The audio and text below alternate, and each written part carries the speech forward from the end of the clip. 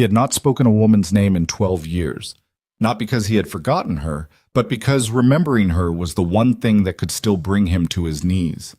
Rowan Mercer had built his silence the same way he built everything else on that mountain, one stone at a time, one season at a time, until the walls were thick enough that nothing could get through. Then the letter arrived, and 3 weeks later, so did she. If this story already has you hooked, drop your city in the comments below. I want to see how far this mountain reaches. Hit like, stay until the end, and let's begin. The ad had been Hank Dillard's idea. Rowan never would have done it on his own. He wasn't the kind of man who asked for things, not from neighbors, not from the sky, not from anyone. But the previous winter had nearly killed him, not dramatically, not in a way anyone would write about, just slowly, the way cold kills, incrementally, quietly, until one morning you realize you haven't spoken aloud in 11 days, and the sound of your own voice, when you finally do use it, startles you like a gunshot. He'd gone down to Hank's general store in Caldwell Crossing to buy salt and rifle cartridges, and Hank had looked at him the way people look at a dog that's been left outside too long. "You're getting gray," Hank said. "I'm 41. "You look 60. Hank set the cartridges on the counter without being asked. He'd known Rowan's order for a decade. "When's the last time you had a hot meal that someone else cooked?" Rowan thought about it genuinely. He couldn't remember. "There's a paper out of Billings," Hank said. "Women answer those ads, Rowan. Widows, mostly. Looking for a fresh start, same as anyone." "I'm not looking for a fresh start." "No," Hank agreed, bagging the salt. "You're looking for someone to make sure you don't freeze to death alone up there. There's a difference." Rowan had taken the supplies and walked back to his wagon without answering. But the words followed him up the mountain road, through the pine corridors and past the frozen creek, all the way to the cabin that sat at 4,000 feet, with its single window facing east because he'd built it facing east without thinking, and later realized it was because Claire used to say she liked to watch the sun come up. He wrote the advertisement that night. He kept it short, practical. He wasn't good with words and he knew it, so he didn't try to be. Seeking a woman of practical disposition to share a mountain homestead in western Montana. Work is hard. Winters are severe. No illusions offered. Companionship and fair treatment guaranteed. Reply to R. Mercer, General Delivery, Caldwell Crossing, Montana. He didn't mention Claire. He didn't mention the 12 years. He folded the paper, rode back down the mountain the following week, and handed it to Hank to post without looking him in the eye. 3 responses came. 2 he couldn't bring himself to answer. The third was different, not because it was warmer or more romantic, but because it wasn't either of those things. It was plain, it was direct, and somewhere between the lines, it sounded like someone who also wasn't pretending. "Mr. Mercer, I am a widow of 46 years. My husband passed 18 months ago after a long illness. I have no children living at home and no remaining family in Pennsylvania that I am close to. I can cook, keep livestock, preserve food, and do most general repairs.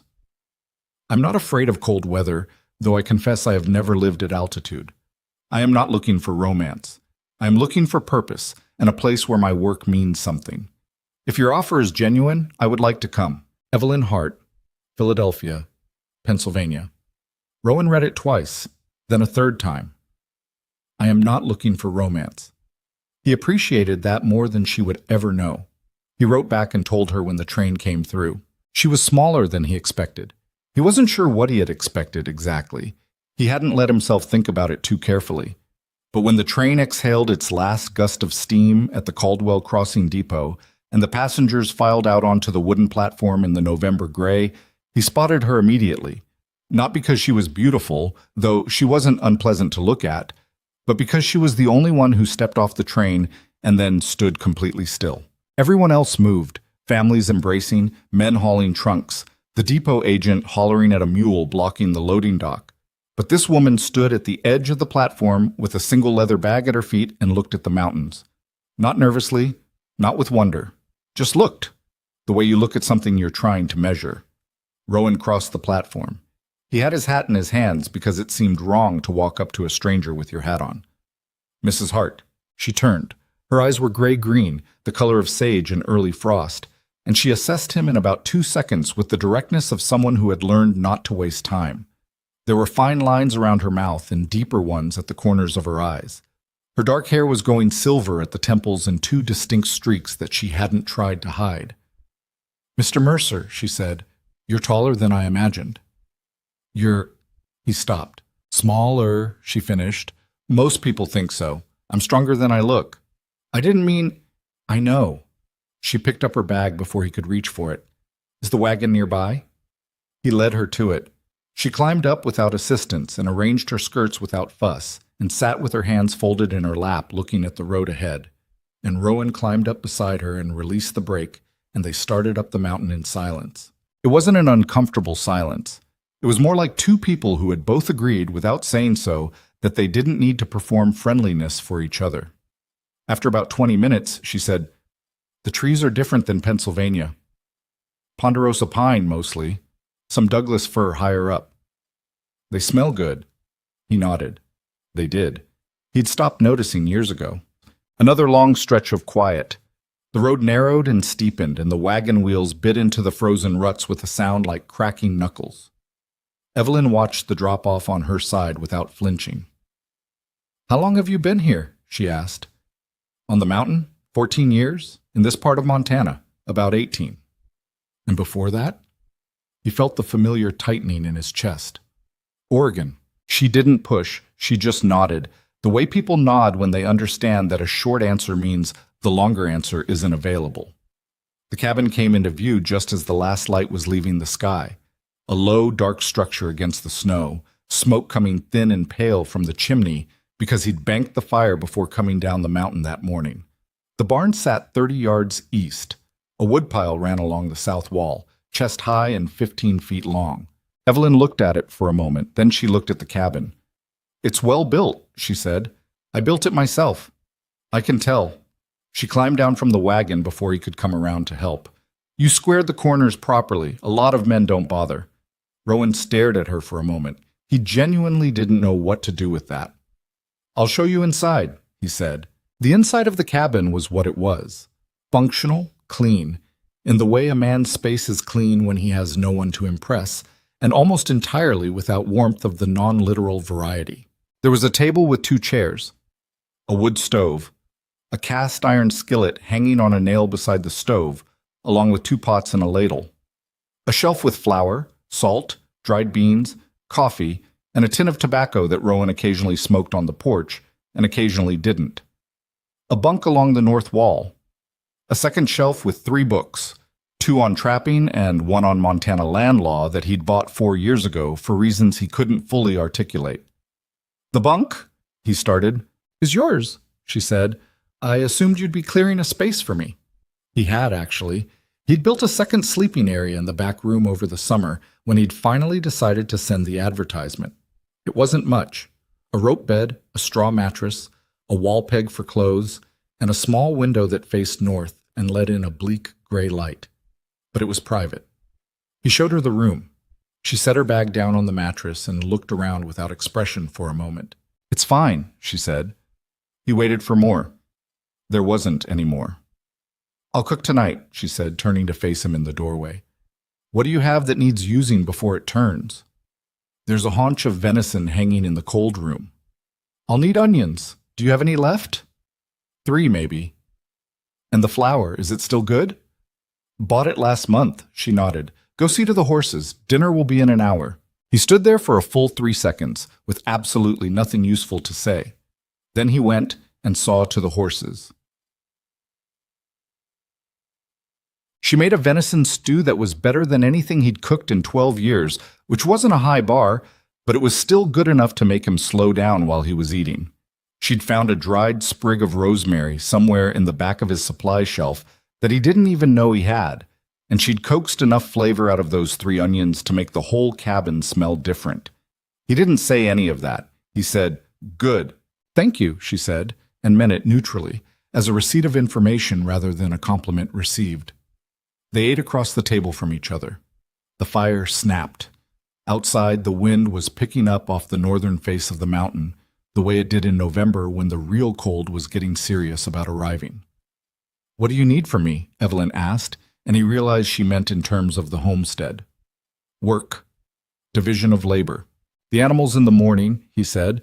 "Cooking, if you're willing. The cabin. I do the patrol. Patrol? I ride the property line twice a week, check the fence sections, look for sign of trouble. Poachers sometimes.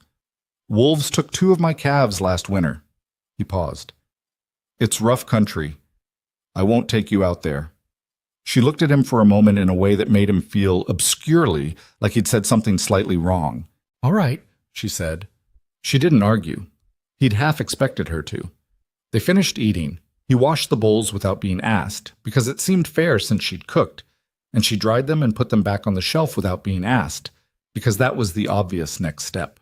He went to bed at 9 o'clock because the mountain demanded early rising. He lay on his bunk in the dark and listened to the unfamiliar sounds of another person in the back room, the small creak of the rope bed, the soft sound of her unpacking her bag, the scrape of a boot being set down on a wooden floor. It was strange. He lay there cataloging the strangeness of it, and somewhere in the middle of that process he fell asleep. The first week passed in careful choreography. Neither of them had agreed to it. It just evolved, the way any system between 2 private people evolves, out of trial and negotiation conducted entirely without words. She woke first.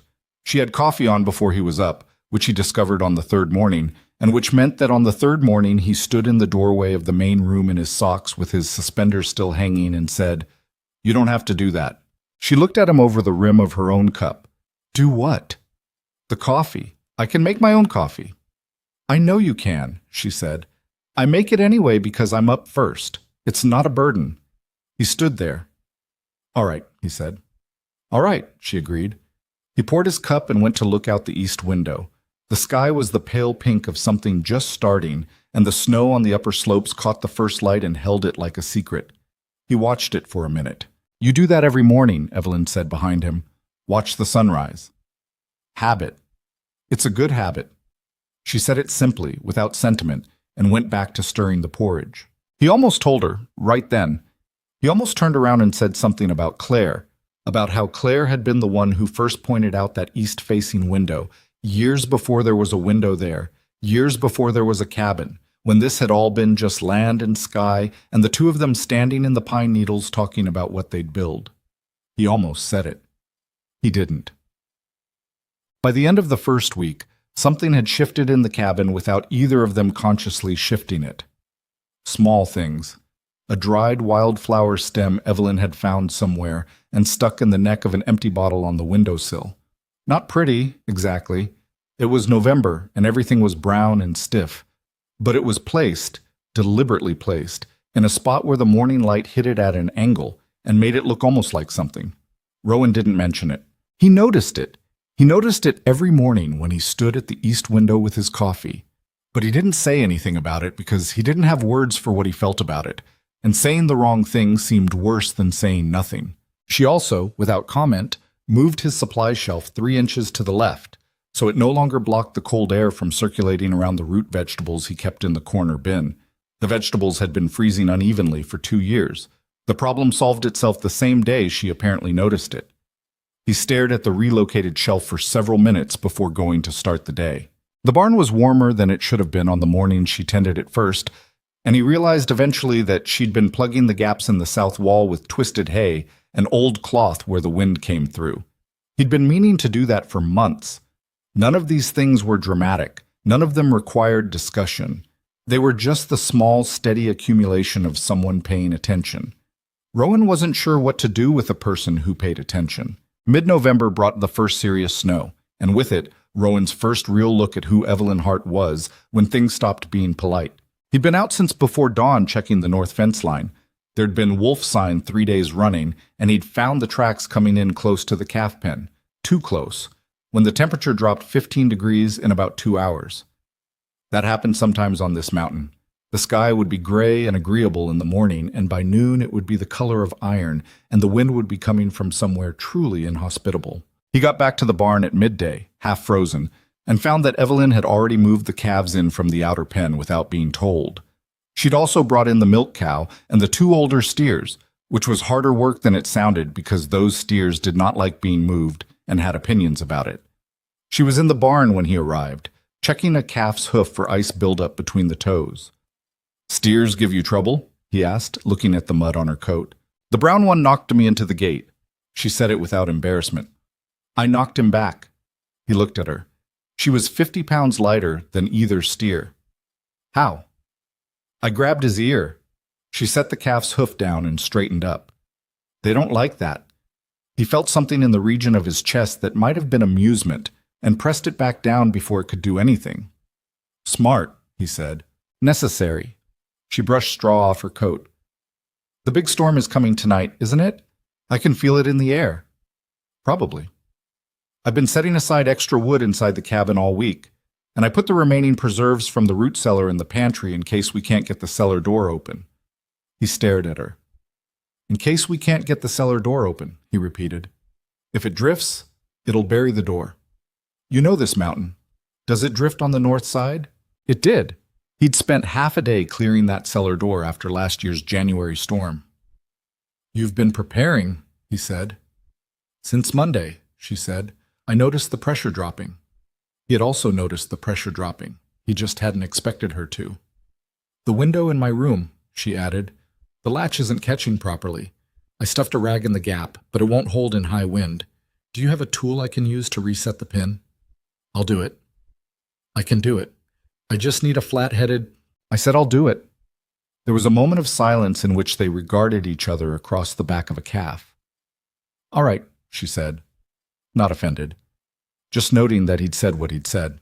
He went and fixed the latch that evening, working by lamplight while the first snow began to hit the north wall of the cabin like handfuls of sand. He could hear Evelyn moving around in the main room, the clink of a pot, the thud of the flue being adjusted, the quiet sound of someone who is busy but not hurried. When he came back into the main room, she had boiled coffee and was adding dried apple slices to a pot of oatmeal for the morning, already prepared, already covered, sitting near the warm flue where it would keep. He watched her do this. She didn't look up. She was your wife, Evelyn said. He went very still. The one you lost, she said quietly. I'm not asking about her, I just... She paused, stirring the pot.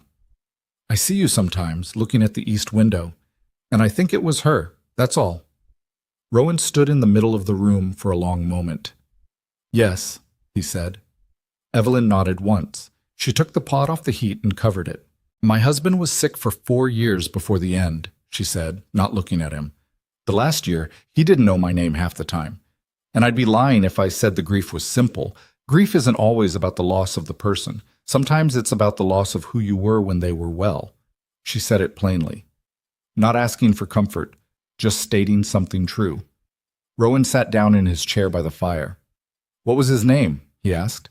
George. She sat down across from him. George Hart. He was a careful man. Kept meticulous records of everything, the whole household budget and a ledger going back 20 years. A brief pause. I used to tease him about it. Was he a good man? He was an honest man. That's not always the same thing, but for George it was. She looked at the fire. He deserved better than what his body gave him at the end. Rowan looked at the fire too. Claire, he said. It was the first time he'd said her name aloud in 12 years, and it felt like pressing on a bruise, not unbearable, just a reminder of where the hurt lived. She was 28, I was 29. We had 6 months here on the mountain. A long pause. Fever. The doctor couldn't reach us in time. Evelyn was quiet for a moment. I'm sorry, she said. Not dramatically, just honestly. I blame myself for a long time, he said. I'm the one who brought her out here. She wanted to come. She was the one who wanted the mountain life, actually, but I still... He stopped. I still think about it. Of course you do.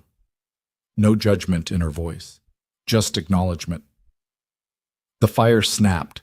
Outside, the snow was picking up velocity, beating against the shuttered windows with an intent kind of sound. You should sleep, Rowan said finally. The storm will have us up early. Yes. She stood, smoothed her skirts with both hands. Rowan. He looked up. It was the first time she'd used his given name.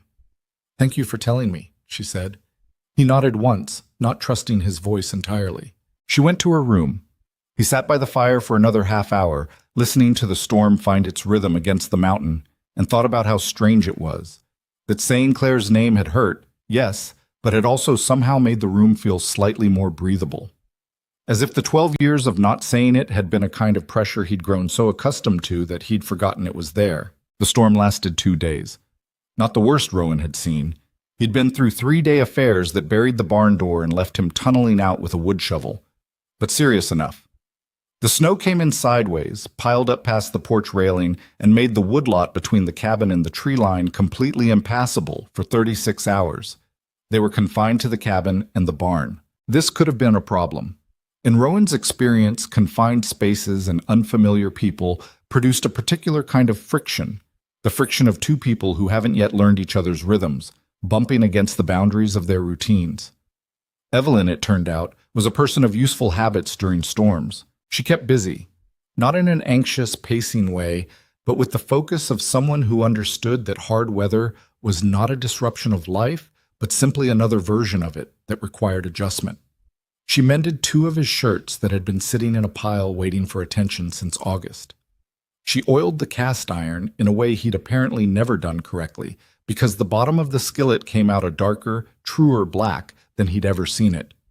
She reorganized the medicine chest, a battered tin box of limited but important contents, and identified that the wound-closing thread had gone brittle and needed replacement.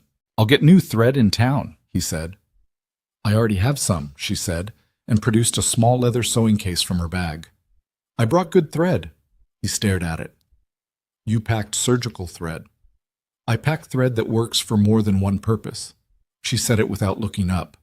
"I read your advertisement carefully. You said winters were severe and no illusions were offered, so I packed accordingly." He sat down at the table. "What else did you pack?" he asked. She looked up at him with something in her eyes that might, in different circumstances, have been amusement. "Would you like an inventory?" "No." A pause.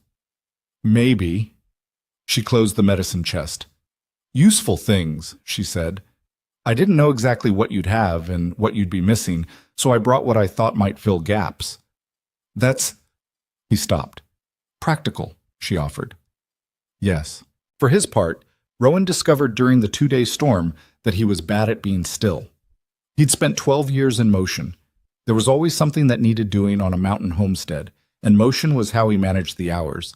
And being forced inside made him restless in a way he recognized as irritating to be around. He split wood he didn't need to split. He sharpened tools that were already sharp. He went over the north fence schematics in his head for the 4th time that week. Evelyn, watching him from across the room on the second afternoon, finally said, "Is there anything that actually needs doing that you're not doing?" "What?" "You've sharpened that same blade for 20 minutes. He set the whetstone down. "I don't do well with stillness," she said. "I know. George was the same." She pulled another of his shirts toward her and examined the elbow seam. "Talk if you need to. Or don't. But the whetstone will be fine." He sat there for a moment. "Tell me about Philadelphia," he said. She glanced up, slightly surprised. "What part?" "Any part." He leaned back in his chair. "I've never been." She thought for a moment, the shirt in her hands. Then she told him about the street where she'd grown up, which had an apothecary on one corner and a printer on the other, and how the printer's apprentices used to chase the neighborhood cats out of the shop with rolled-up proof sheets. She told him about the smell of the Delaware River in summer. She told him about her mother, who had baked bread every Saturday morning until her hands gave out, and her father, who had taught school for 40 years and read Dickens aloud after supper every night. She told it plainly, without nostalgia turned up too high. Just memories, accounted for. Rowan listened. He didn't offer much in return. He wasn't built for it the way she seemed to be. But he asked questions when she paused, because it turned out he was genuinely curious, in the quiet way of a man who had been alone so long that other people's lives had taken on the quality of interesting foreign countries. The storm broke on the morning of the 3rd day. They went out together to assess the damage. The world was white and very still. The cold had that particular quality it gets after a hard storm, clean, sharp, almost crystalline, as if the storm had polished the air by brute force. The barn roof had held. The woodpile was buried but accessible. The cellar door was, as Evelyn had predicted, buried under a 4-foot drift. "I'll get a shovel," Rowan said. I'll get the other one," she said. He almost said you don't have to. He caught it in his teeth. He recognized that saying it would be wrong, that she'd been doing hard work beside him for 3 weeks and had earned the right to choose her own labor. "The spare shovel's in the barn," he said instead, leaning against the south wall. She went to get it. They worked side by side in the bright cold morning, digging out the cellar door, and neither of them talked much. And it was fine. It was more than fine, actually, in the way that shared work sometimes is, the rhythm of it, two people moving in the same direction without the complication of figuring out what to say.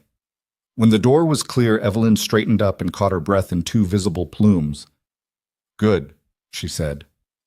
"Good," he agreed. They stood in the snow for a moment, breathing. Then they went back inside. December on the mountain was a specific kind of relentless. Not cruel, not the way a person can be cruel, but indifferent to comfort in a way that made you aware constantly of how much effort it took to stay warm and fed and whole.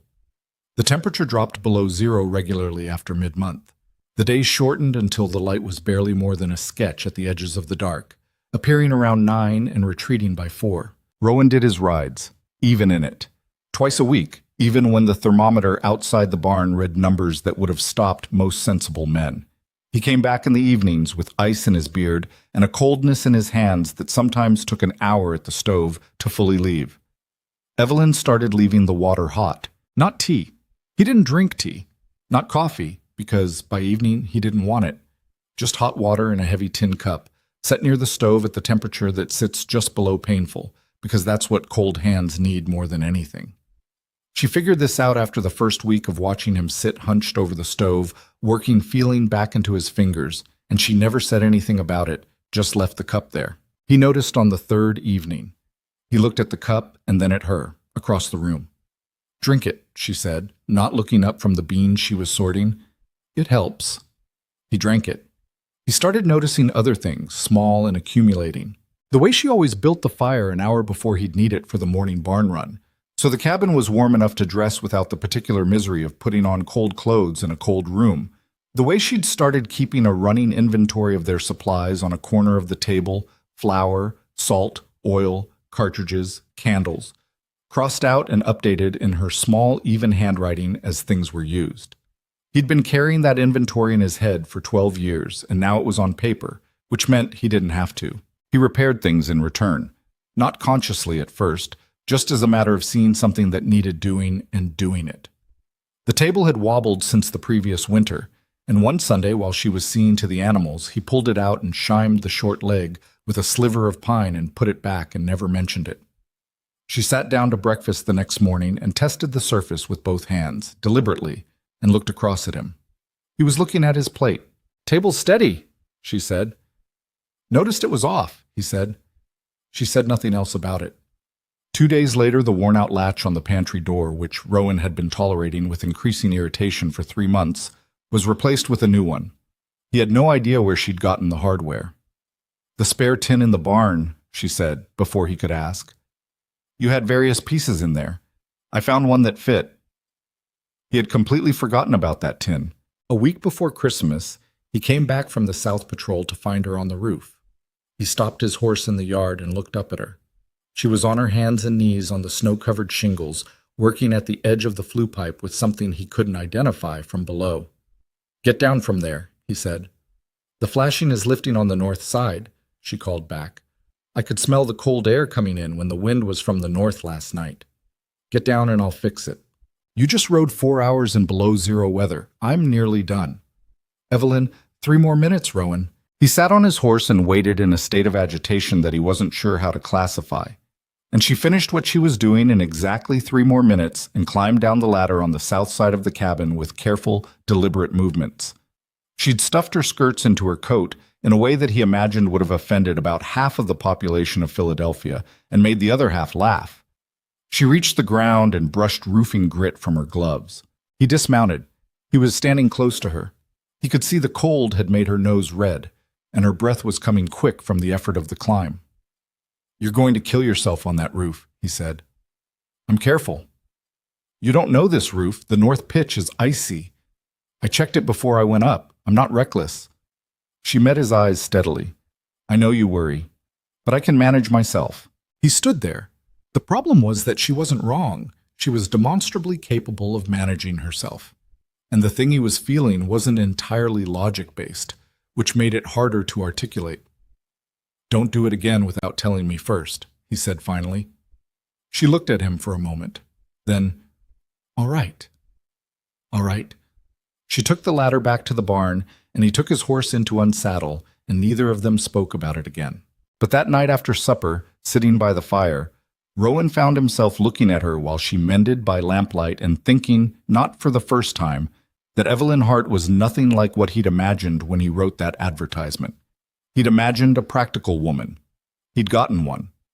But he hadn't imagined a woman who packed surgical thread and noticed pressure drops and climbed icy roofs alone and talked about her dead husband plainly and left hot water near the stove without making it a thing. He hadn't imagined someone who felt increasingly like an essential feature of the cabin rather than a visitor in it. He looked away before she could look up and catch him at it. He didn't celebrate the new year. He never had, not out here. It was just another night, coldest of the calendar, with extra wind.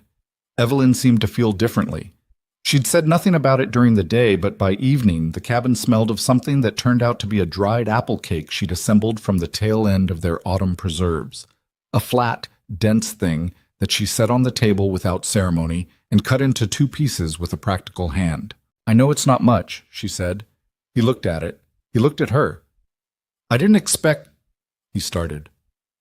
"George and I always mark the year's end," she said simply. "Good years and bad ones both. Seemed right to keep the habit." She sat down. "Even if it's just cake." He sat down across from her. The cake was sweet and a little dense, and had a faint spice to it from something she'd apparently been conserving in her bag since Philadelphia. He ate his piece slowly, which he rarely did with food. "This is good," he said. She smiled, just briefly, just at the corner of her mouth, and said, "Don't sound so surprised." He almost smiled back. He caught it. They sat across the table as the new year turned somewhere out there in the dark and the cold, marked by nothing but the particular quality of the silence and the fire burning down, and the two of them sitting in a cabin on a mountain with the weight of their separate histories and the small, fragile beginning of something neither of them had named yet. Outside, the wind moved through the pines with a sound like distant water, and the mountain held its cold breath, and the stars above the snow were the kind of brilliant that only happens when the air is this clean and this severe and this enormous. Rowan looked at the woman across the table from him. He thought about 12 years of eating alone, about the east window and what it had meant, and what he'd lost and how long he'd carried it, about hot water in a tin cup and a steadied table and a dried flower stem in a bottle and the particular sound of someone else moving around in the next room. He didn't say any of it. He pushed his chair back from the table and started clearing the plates because it was his turn to wash up, and the year ended the same way it had begun, with work, with cold, with the mountain pressing down on everything, except that this time, when he looked up from the wash basin, there was someone on the other side of the room. And for the first time in a very long while, the cabin did not feel empty. January came in hard and stayed hard. The temperature dropped to 30 below on the worst nights, and the mountain took on a quality that Rowan had experienced before but never quite gotten used to. A profound, almost punishing stillness between storms, when the cold was so complete that sound itself seemed reluctant to travel. Boot steps on the porch sounded wrong, flattened and close. The horses moved slow and steamed like machines.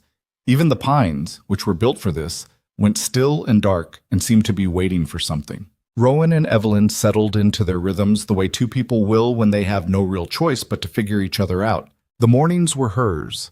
She had the fire up and the coffee going by 5:30 without fail, and she'd taken over the milk cow completely after discovering on the second week that Rowan's technique, brisk, efficient, not unkind, but certainly not gentle, was producing a cow that kicked the bucket over twice a week. Evelyn's technique involved talking, not to Rowan, to the cow. Low, steady, meaningless conversation in a tone he'd caught himself listening to from the barn doorway more than once before he'd caught himself and moved on. The evenings were quieter. After supper, they'd sit by the fire for an hour, sometimes talking, sometimes not. Evelyn mended or wrote in the small journal she kept in her room. She never explained what was in it, and he never asked. Rowan read, or pretended to, or sat and stared at the fire thinking about the fence repairs he'd need to begin on the eastern section before spring. What shifted in January was subtle but real. The politeness that had governed the first weeks, the please and thank you, the careful navigation around each other's habits, started to loosen at the edges. Not into rudeness, into something more like ease. She started correcting him. Not constantly, not aggressively, but when she thought he was wrong, she said so. The first time it happened, he'd said the temperature would hold through the week, and she'd said she didn't think so. She thought there was another front coming in from the northwest. And he'd looked at her with the expression of a man who has spent 14 years on this specific mountain, and she'd held his look without blinking. And 2 days later, the front arrived and dropped 16 inches, and she didn't say a word about it, which was somehow worse. He started correcting her too. She had a habit of overloading the stove, packing it too full too early in the evening, which produced a fierce heat for 2 hours and then a fast drop instead of a steady warmth through the night. He told her once, showed her the right proportion, and she listened without argument and adjusted and was better at it inside a week. You learned fast, he said, more to himself than to her. I learn fast when the lesson makes sense, she said. When it doesn't, I push back. I've noticed, he said. She gave him a look and went back to her mending. There was a morning in the second week of January when he came in from the early barn run and she was standing at the stove in her coat, not having taken it off yet, looking at something on the supply shelf. She'd been out to the root cellar. Her boots were wet and there was a line of red on her left palm from the edge of the cellar door latch. You cut your hand, he said. It's not deep. Let me see. Rowan, let me see it. She turned and held out her hand, palm up. The cut was an inch long, straight across the meat below her thumb. Not serious, but not nothing either. Cold environments made small cuts stubborn. He'd seen a finger lost to worse. He went to the medicine chest and got the iodine, which stung badly, and she didn't make a sound, just pressed her lips together hard for 3 seconds and breathed through her nose. Latch is sharp, he said. I'll file it down. It's fine. It cut you. Things cut people sometimes. She pulled her hand back once he'd wrapped it with a strip of clean cloth. It's the cellar door, Rowan. It's not a crisis. He filed the latch that afternoon. She saw him do it from the window. She didn't say anything about it. This was the grammar of their days, small negotiations, minor collisions, the slow construction of an understanding that didn't require a lot of words, but was no less real for that. In mid-January, a rider came up the mountain, a rancher from the valley named Cord Phelps, big man on a big horse, who'd been working the land south of Caldwell Crossing for 20 years and considered himself a kind of informal ambassador for the community up in these higher elevations. He came by once a winter, Rowan's habit to make coffee and endure it. Phelps saw Evelyn when he came through the door and stopped moving for a full beat. Well, he said, you weren't kidding in that advertisement, were you? Coffee? Rowan said. Phelps sat down at the table and took the cup Evelyn brought him and seemed to spend the visit in a state of low-grade astonishment, watching the two of them move around each other in the cabin with the careful efficiency of people who had mapped each other's space. He didn't say anything overt. He wasn't that kind of man. But when he stood to leave and Rowan walked him out to his horse, Phelps said quietly, "She's not what I expected." "What did you expect?" Rowan said. "I don't know. Someone more—" He searched. "Temporary looking." Rowan untied Phelps's horse from the rail and handed him the reins. "She's not temporary," he said. He didn't know when he'd decided that. He'd decided it, apparently. Phelps looked at him for a moment, then put his boot in the stirrup. "Good," he said, and rode down the mountain. Rowan went back inside. Evelyn was washing the cups. "He seemed surprised," she said. "He's always surprised when things change," Rowan said, hanging his coat. "Do things change much up here?" "No," he said. "Not usually." She was quiet for a moment. Then she set the cups on the shelf and dried her hands, and they went back to the long business of the day. The avalanche of confessions, if you could call them that, didn't happen all at once. It was more like a slow leak, the way cold comes through a wall. You patch one spot and find another, and after a while you stop pretending there's no cold and start talking about where it's coming in. It was a Tuesday night in late January, stormbound again, when Evelyn told him about the law office. They'd been talking about Phelps's visit.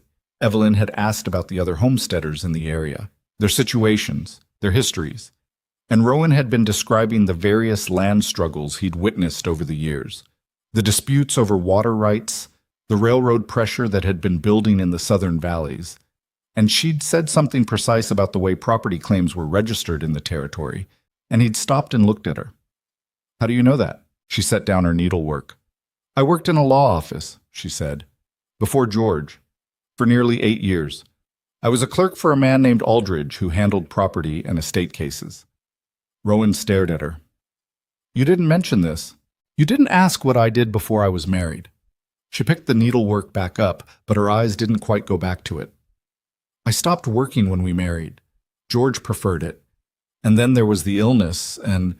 A pause. "I haven't thought about those years much. It's strange how much you can set aside." "What kind of property cases?" "Land claims mostly, contested titles, forgeries occasionally." She glanced up. "You'd be surprised how often people fake government documents. Or maybe you wouldn't out here." He thought about the land law book on his shelf. He thought about buying it 4 years ago, vaguely uneasy about something he couldn't name, some instinct about the way the railroad men talked when they came through town. "I have a book," he said. "Montana land law. I've read parts of it." "Which parts?" "The parts about adverse possession and the registration requirements." She put down the needlework entirely now. "Why those parts specifically?" "Because the railroad's been buying up land in the Southern Valley for 2 years," he said. "And the men they send, they talk like they already own things they don't own yet. I wanted to know what would stop them." Evelyn looked at him for a long moment. He couldn't entirely read her expression. "Get the book," she said. "Now?" Yes, he got the book. They spent the next 2 hours at the table with the lamp turned up high, and she walked him through the sections he'd half understood and explained the ones he'd avoided because the legal language had defeated him. She talked about it with a fluency that he hadn't heard from her before, a confidence that came from years of practical knowledge rather than theory, the kind of specific certainty that only comes from having done something repeatedly with real consequences. She was someone else in those 2 hours, not a different person, but a fuller one, like a room where you'd only seen one wall and then someone turned the lamp up and you realized how much more of the room there was. When they finished, she sat back and rubbed her eyes. "Your registration documents," she said. "Are they here or in town?" "Here, in the box under the bunk. I'd like to look at them. Not now, but at some point, just to be sure everything's properly recorded." "Why?" She looked at him steadily. "Because the things you're describing, the railroad's behavior, the way the men talk, I've seen this pattern before. In cases that came through Aldridge's office, fraudulent claims rushed through the registration process before anyone could challenge them."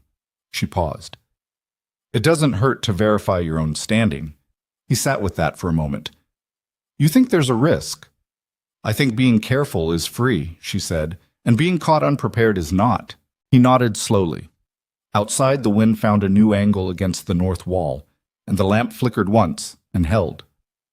"Evelyn," he said. She looked up. "I'm glad you came," he said. He said it with considerable difficulty and absolutely no decoration, which was the only way he knew how to say things that were true and important. She held his gaze for a moment. Her expression did something he couldn't quite catalog, something soft but not soft in a sentimental way, more in the way of something that's been held tense for a long time and releases, just briefly. "I am too," she said, and then she picked up her needlework and he closed the land law book, and the night went on. The accident happened on a Thursday in early February, which Rowan would remember afterward not because of the day of the week, but because of the sky that morning. A particular blue, hard and clear and very bright, the kind of sky that Montana produces after a cold snap breaks, and everything is sharp and overlit, and the snow reflects the sun at an angle that makes you squint even at 9 in the morning. He was doing the Eastern Patrol, the long circuit that took him along the base of the rock escarpment before cutting north to the fence line. He'd done it hundreds of times. He knew the terrain well enough that he didn't always think about it consciously, the way you stop thinking about the route to a place you've walked for years. The rock gave way without warning. He was on a narrow shelf between the escarpment face and a stand of lodgepole pines, and the ground shifted, not dramatically, just a section of frost-heaved stone that rolled under his horse's front leg. And the horse stumbled and went down sideways, and Rowan went with it, and the rock face was right there. He heard something before he felt it, a sound like a heavy door closing. Then the cold ground against his face. Then nothing for a while. When awareness came back, it came in pieces. The horse was standing 20 feet away, unhurt but agitated, moving in small circles and blowing hard. The sky was still that brutal blue. The shadow of the escarpment had moved. He'd been out for a while. And there was something wrong with his left leg and most of his torso, a heavy, grinding wrongness that he recognized through the fog of shock as more than bruising. He tried to sit up. That was a mistake. The world tilted badly and the pain went from a distant roar to something immediate and specific. Ribs, he thought, at least two. And the leg was worse. The left leg was significantly worse. He lay back. He breathed through it. He was 4 miles from the cabin, on terrain that was impassable in anything but fair weather, which at least it was. He thought about Evelyn. He thought about her in a practical way first. She would start looking for him when he didn't come in by dark, and dark was 4 hours away, and 4 hours in this temperature was manageable if he could keep from going into shock. But the horse was loose, and if the horse came home without him, she'd know sooner, and that meant she'd come looking. And the terrain between the cabin and here was... He looked at the terrain between him and where she'd have to come from. It was not good terrain for someone who didn't know this specific section of the mountain. He tried to move again. He got approximately 3 feet before the legs stopped him with the kind of pain that is not actually painful. It's too large for that word. It's more like a communication, a hard and non-negotiable message from his own body. He lay in the snow and looked at the sky and thought, with a clarity that surprised him, that he did not want to die on this mountain alone. He had not thought about dying for years, not wanted it, not feared it particularly, simply not thought about it. Because when you have nothing much to live toward, the distance between living and dying narrows without you noticing. But now, lying on the snow with his ribs in pieces and his leg wrong, he noticed the distance, and it mattered in a way it hadn't for a long time. The horse, after a while, turned and headed home. Evelyn found him 2 hours later. She came on foot because she'd lost the horse's tracks on the rock shelf and had to cut across country, and she was moving fast and breathing hard when she came around the stand of lodge poles, and she stopped when she saw him with the particular stillness of someone assessing damage before they let themselves react to it. Rowan. She covered the distance and crouched beside him in the snow. "I'm all right," he said, which they both understood to be a relative statement. She put her hands on him, careful, systematic, the way someone does when they know what they're looking for. Ribs. He saw her expression when she got to the leg. "How long have you been out here?" 2 hours, maybe. I lost time at the start." "The cold?" "I can feel everything." Which was not exactly reassuring under the circumstances, but she seemed to understand it as what it was. Confirmation that he hadn't gone numb in the dangerous way. "I need to get you up," she said. "I brought the toboggan." He looked past her and saw it. The flat wooden sled he used for hauling wood, which she'd dragged 4 miles through the snow. He stared at it. "Evelyn, don't," she said. "Don't tell me you're too heavy. I know how much you weigh, and I know what I can pull. I need you to help me get you onto it, and after that you need to stay as still as you can." Getting onto the toboggan was the worst 10 minutes of Rowan Mercer's adult life, and he had lived through some genuinely bad minutes. He did not make a sound, mostly because he was concentrating too hard to spare attention for sound, and she talked him through each movement in a voice that was steady in the way a cable is steady. Not because it's relaxed, but because it's under serious tension and holding. When he was on it, she straightened up and blew out a long breath and then squared her shoulders. 4 miles, she said, to herself more than to him. "Evelyn," he said. She looked down at him. "I'm sorry," he said. "For what?" "For making this your problem." She looked at him for a moment with an expression he'd never seen on her face before. Not quite anger, not quite tenderness, something between the two. "You're not my problem," she said. "You're my—" She stopped. She didn't finish the sentence. She picked up the pull rope of the toboggan, set her feet, and started moving. She pulled him 4 miles in the January cold, across frozen ground and through snow that sometimes came to her knees, stopping every 30 minutes to check on him and to rest her arms, which she did standing up and never sitting down, because she'd decided sitting down was a risk she couldn't take. He watched the sky move overhead as she pulled. He watched the pines pass above him and the occasional cloud, and once a hawk, very high up, moving in wide arcs over the white landscape with the effortless patience of something that doesn't feel cold. He did not lose consciousness again. He concentrated on staying present, on breathing evenly, on not thinking about the leg. He listened to the sound of her boots in the snow and her breathing, which was hard and getting harder, and he thought about what she'd said. "You're not my problem, you're my—" And he thought about what word had been at the end of that sentence. They reached the cabin at dusk. She got him inside. She got him onto the bunk. She got his coat and boots off, which was a negotiation that involved several moments of pain that he got through by staring at the ceiling and thinking about nothing. Then she sat down on the stool beside the bunk and put both her hands flat on her thighs and looked at him. "The leg," she said. "I think it's broken." "I think so too. I can splint it. I've done it before, George once when he fell from a ladder." She looked at his face. "It will hurt." "I know." "Do you want something to bite down on?" He stared at her. "I have a piece of wood I keep for— Never mind." She got up and he heard her moving, and then she came back with the wood and the bandaging material from the medicine chest and the 2 straight pieces of pine she'd apparently had the presence of mind to grab from the woodpile before she left to find him. "I packed the right things," she said quietly, and there was something in her voice that was not quite humor and not quite sadness, and might have been both. "You did," he said. She set the leg. She did it well, competently, cleanly, with the careful focus of someone doing a hard thing properly. And when it was done, he lay back on the pillow and breathed, and she sat with her elbows on her knees and her hands clasped and her head bowed, not praying, just resting, just being still for the first time in 6 hours.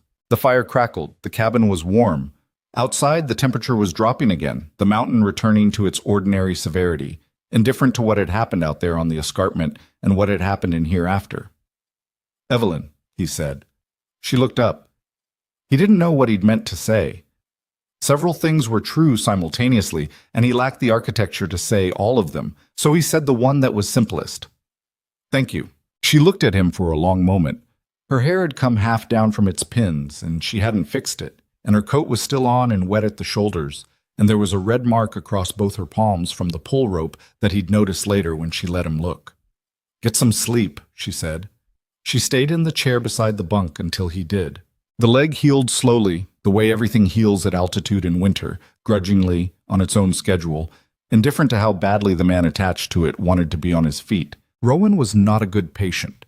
He'd established this within the first 48 hours, when he'd tried to get up to check the barn, and Evelyn had found him halfway across the main room with his jaw set and his face the color of old ash, gripping the table edge with both hands, while his splinted leg made its position on the matter abundantly clear. "Back to the bunk," she said from the doorway. "The horses need— I fed the horses 2 hours ago. Back to the bunk. The water barrel in the barn freezes at the bottom if you don't— I broke the ice this morning with the poker. Back to the bunk, Rowan." He stood there for another 5 seconds, which was mostly stubbornness rather than any real conviction that he could walk to the barn, and then he went back to the bunk because his body had run out of argument. She brought him coffee and didn't say anything about it. That was worse than if she'd said something. The weeks that followed had a particular quality he'd never experienced before, being cared for.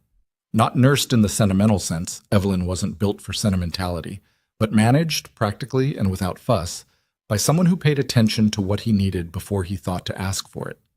She read the signs of his pain the way she read the weather, not by asking, but by watching.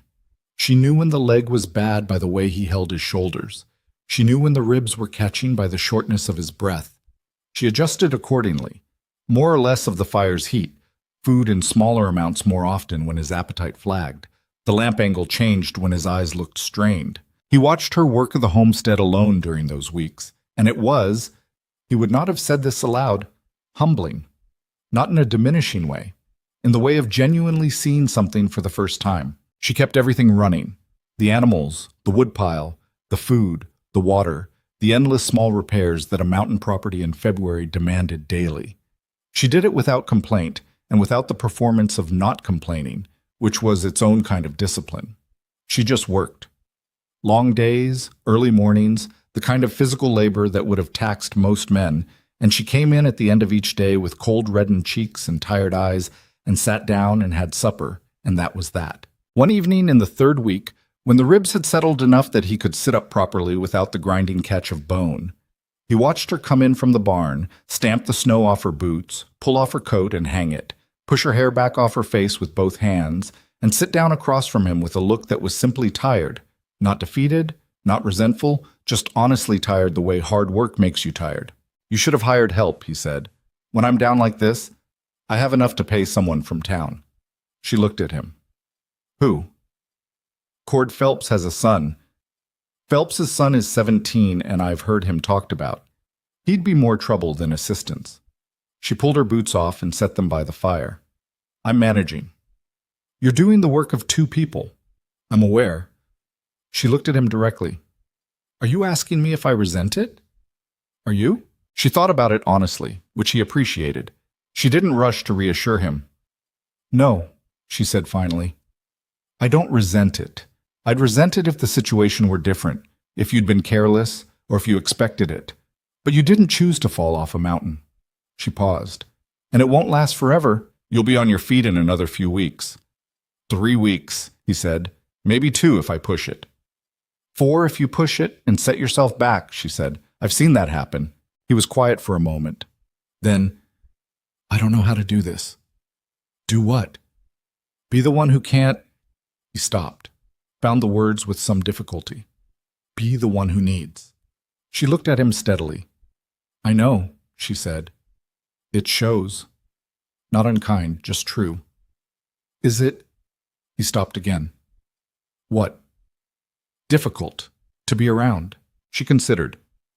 "Sometimes," she said, "when you're fighting yourself more than the injury, that's difficult to watch." She stood up and went to check the stew.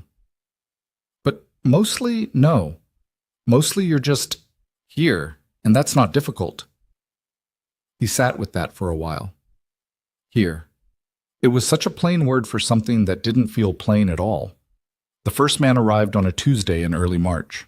Rowan was on the porch by then, walking with a crutch Evelyn had fashioned from a forked pine branch with a precision that he'd examined and found, grudgingly, privately, impressive. He'd been doing the 20 feet between the cabin door and the porch rail twice a day as a kind of stubbornness exercise, pushing the leg a little further each time. He heard the horses before he saw them. 2 riders, coming up the main track at a pace that said they weren't concerned about being unwelcome. The first was a man in a good coat, city good, not mountain good, with his hat at an angle that seemed deliberate. The second was larger, broader, with the flat-eyed look of someone who was paid to be present rather than to think. The man in the good coat reined up in the yard and looked at Rowan on the porch, with a smile that involved only the visible parts of a face and nothing behind them. "Mr. Mercer," he said, not a question. "That's right," Rowan said. "Wonderful." He swung down from the horse with the fluid ease of a man who rode often and knew it. He had papers in his inside coat pocket. Rowan could see the edge of them. "My name is Aldous Crane. I represent the Continental Mountain Railway Company." He said it the way people say things they want you to be impressed by. "I know who they are," Rowan said. Crane came to the foot of the porch steps and looked up at Rowan on his crutch with an expression of carefully calibrated sympathy. "Heard you had an accident. Sorry to hear it." "What do you want, Mr. Crane?" Crane reached into his coat and produced the papers with the smooth motion of a man who had done this before. "The company has obtained a land grant from the federal government covering a substantial portion of the high terrain in this region." He held the papers up.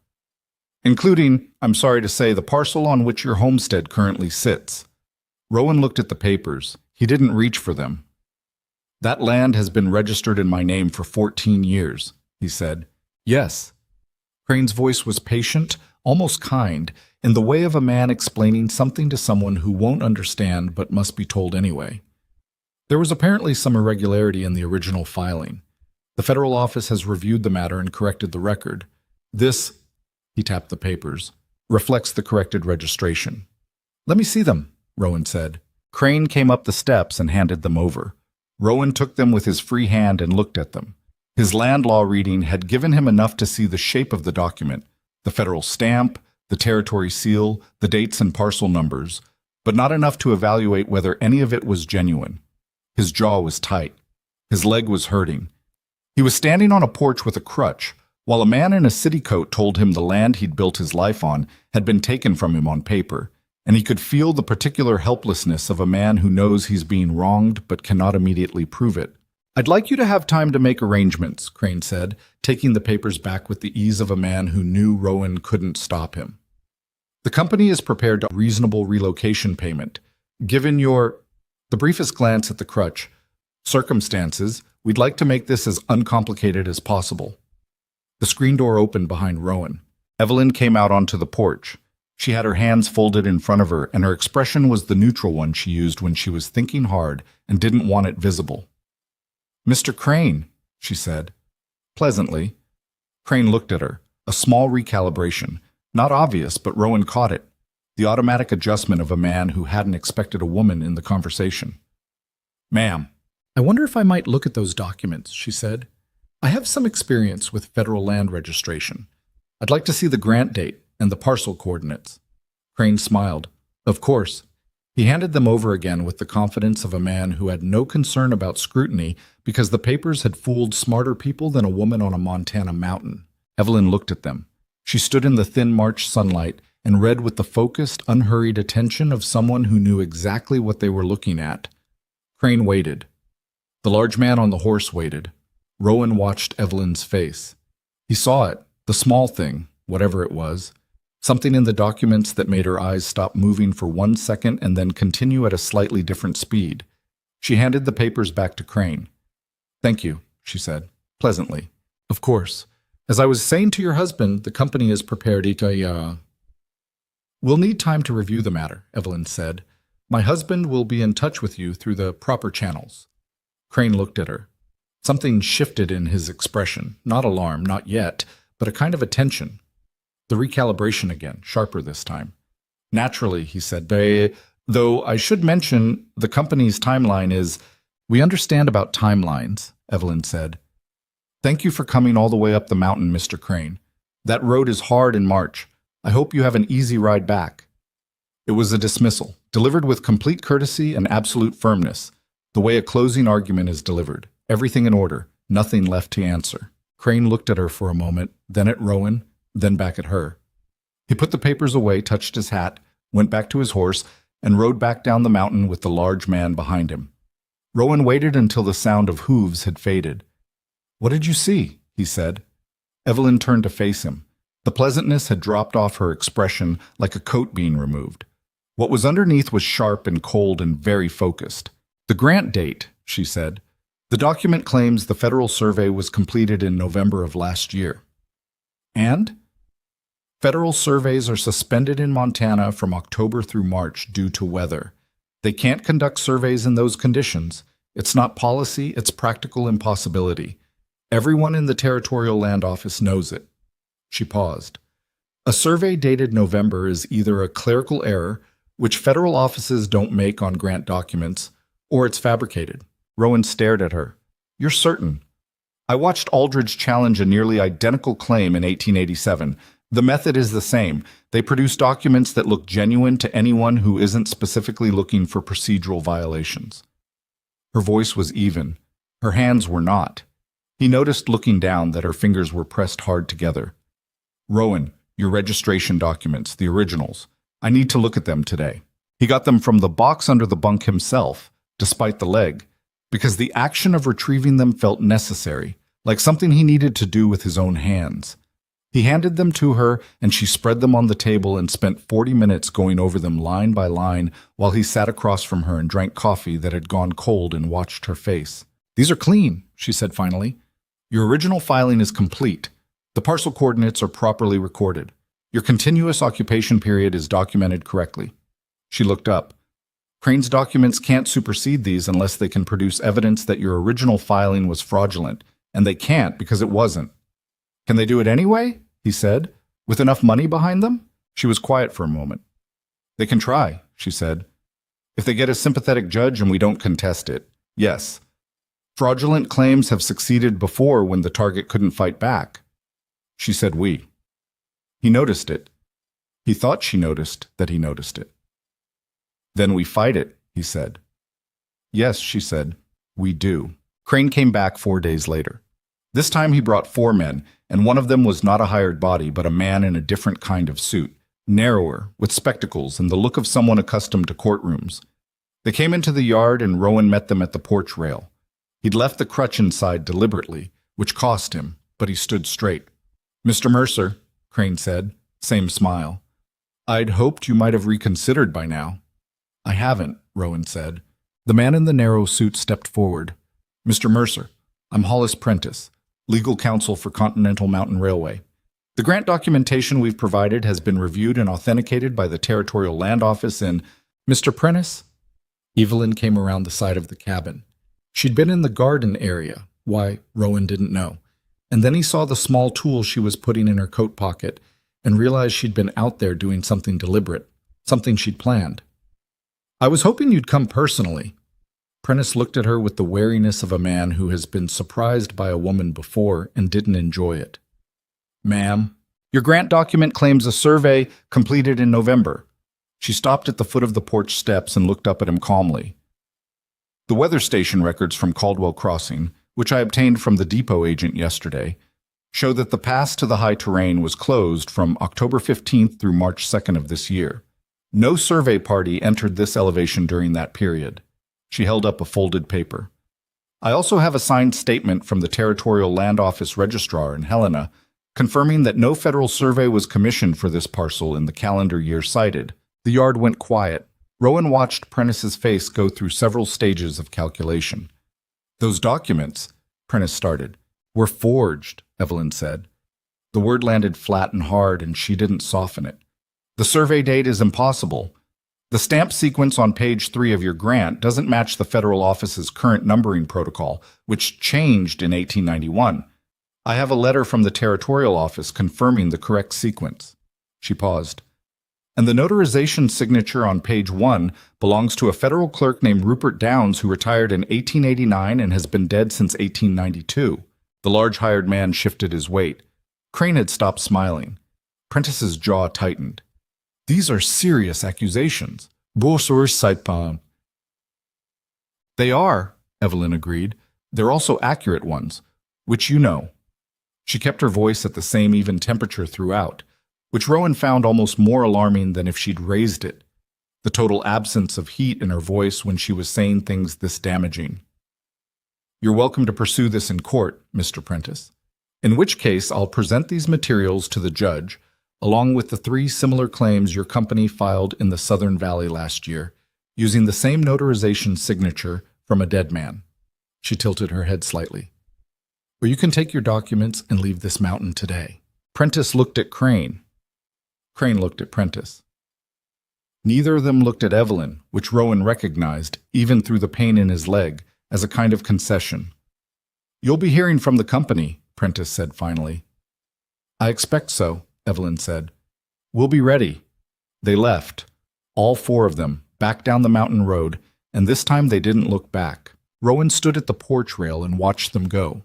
He was aware that his hands were gripping the rail harder than necessary. He was aware that his ribs were hurting from standing straight for too long. He was aware that Evelyn was standing at the foot of the steps with her hands clasped in front of her, watching the same road. When the riders disappeared around the bend, she exhaled. It was not a dramatic sound, just a breath, longer than usual, released from somewhere. She turned and looked at him.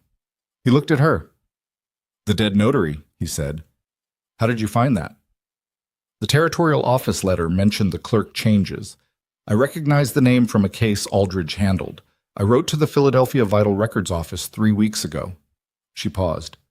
"When you first told me about the railroad men and the way they talked." He stared at her. 3 weeks ago. "I told you, being careful is free." But her voice had something in it now, a slight unevenness, like a road that's mostly smooth with one bad section.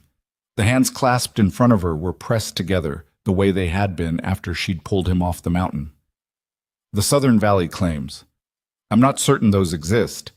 I said it to make him think I had more than I have." "Was that a risk?" "Everything is a risk," she said. "I calculated it was less risky than letting him think the dead notary was all I had." She looked at him. "Was I wrong?" He shook his head. "No." She nodded, and something in her shoulders changed, not quite releasing, but adjusting downward to a less acute angle. "They'll come back," she said. "What I did today delays them." It doesn't stop them. Men with that kind of money don't stop because they're embarrassed. She looked at the road. We need to go to court. We need to do it before they find a judge they own. I know, he said. I can prepare the case. I know how to do it. She said it without asking for acknowledgement, just stating a capability as a fact. But Rowan, she turned and looked at him fully. I need you to trust me, not to consult me, not to check my work afterward. Actually trust me, from the beginning, to handle this. It was a specific thing she was asking for. He understood that. She wasn't asking for gratitude or praise or even agreement. She was asking for the particular trust that meant stepping back entirely, which, for a man who had run this land alone for 14 years, was not a small ask. He looked at her standing in the March sunlight in her worn coat, with the folded evidence in her pocket that she'd spent 3 weeks quietly assembling, and he thought about hot water in a tin cup and a steadied table and a toboggan pulled 4 miles through January snow. All right, he said. She nodded once. She turned to go back inside. Evelyn, she stopped. You were something else out there, he said. She was quiet for a moment. Then, without turning around, he heard it. Not quite a laugh, not quite, not one. I was who I've always been, she said. You just hadn't seen that part yet. She went inside. He stayed at the rail a moment longer, looking at the mountain and the sky above it, and the long road the railroad men had ridden down. And he thought that this was not over. Prentice's parting words had the texture of a promise rather than a retreat. But for the first time since he'd hit the rock face and the sky had gone wrong, he did not feel like he was standing on the edge of losing everything. He felt, cautiously, like he was standing next to someone who knew how to fight. Prentice's letter arrived 11 days later, delivered by a rider who didn't wait for a response. It was formal, dense with legal language, and made 3 things clear. Continental Mountain Railway intended to pursue the land claim through the territorial court in Harlow. The hearing was scheduled for the 14th of April, and the company's position was that Rowan Mercer's original homestead filing contained material deficiencies that rendered it legally void. The letter was 4 pages long and used the word furthermore 7 times, which Evelyn said was the legal equivalent of a man raising his voice because his argument was weak. She read it twice at the table, set it down, and sat quietly for a moment with her hands flat on the wood. They moved fast, Rowan said. They're scared, she said. Scared people move fast and make mistakes. She tapped the letter. They've changed their argument. They've dropped the fabricated survey. They know I have the documentation to destroy it. And now they're claiming your original filing was deficient. That's a harder argument for them because they have to prove a negative. They have to show what was missing, not just produce a document. Can they? Not with your records as they stand. She looked up. But here's the problem. We're going to Harlow. Continental Mountain Railway has been doing business in this territory for 6 years and spending money in Harlow the entire time. The judge assigned to this case, she checked the letter again, is a man named Birch. I don't know him. I don't know who owns him, if anyone does. That's the variable I can't calculate from here. Rowan's leg had been out of the splint for 10 days. He was walking without the crutch now, though not well. A hitch in his gait that the doctor in Caldwell Crossing had said might be permanent, or might resolve in 6 months, depending on factors he declined to specify. The ribs were mostly healed. He was functional, which was not the same as whole, but it was enough. When do we leave? He said. We need 4 days to prepare properly, Evelyn said. I want to write to the Territorial Land Office in Helena again. There's a registrar there named Coombs who responded to my last letter with more detail than was strictly required. That usually means someone who wants the truth out. She paused. And I want to talk to Cord Phelps. Phelps? Why? Because the Southern Valley claims I mentioned to Prentice, the ones I may have implied I had documentation for. She looked at him evenly. I need to know if they're real. If the railroad has been filing fraudulent claims down there too, Phelps will know. The Valley ranchers talk. Rowan was quiet for a moment. You bluffed Prentice. I implied, she said. There's a narrow difference, and I stayed on the right side of it. A beat. Mostly. He looked at her for a long moment. What if Phelps doesn't know anything? Then we go to court with what we have, which is solid. But if the railroad has done this to other homesteaders... She stopped, and something moved through her expression, something with heat in it that she kept controlled. If there are other families who've been pushed off land using the same forged documents, the same dead notary, that's not one fraudulent claim. That's a pattern. And a judge who isn't bought will see the difference. They rode down to Phelps's ranch the next morning, Rowan on his horse with his jaw set against the discomfort, and Evelyn on the mare she'd been using since November. The sky was the uncertain gray of early April, snow still on the high ground, but the lower pastures showing the first pale suggestion of green underneath the brown. Phelps met them in his yard with the look of a man who had been expecting something, though not necessarily this. "Heard Crane's men came up your mountain," he said. "Twice," Rowan said. Phelps looked at Evelyn. "And you sent them off." "The first time," she said. "The second time bought us until April 14th. She dismounted and came straight to the point because she was always straight to the point. "The railroad filed fraudulent land grants, forged federal documents, fabricated survey dates, a dead notary's signature. Has anyone in the Southern Valley had similar visits?" Phelps was quiet for just long enough to confirm what Evelyn had hoped.